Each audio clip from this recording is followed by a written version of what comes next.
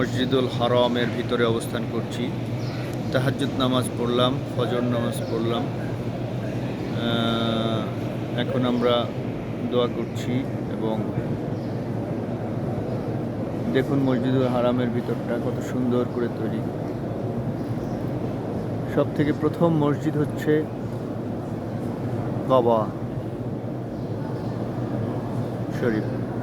আদম আলাইসাল্লাম প্রথম এটা নির্মাণ করেন, এরপরে ইব্রাহিম আলাইসাল্লাম সেটাকে আবার পুনর্নির্মাণ করেন এবং আমাদের প্রিয় নবী সাল্লাল্লাহু আলাইহি সাল্লাম এটাকে আবার নতুনভাবে নির্মাণ করেন।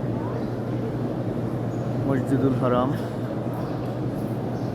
অনেক বড় মসজিদ, দেখেন সৌন্দর্য কত সুন্দর করে তৈরি করা আছে।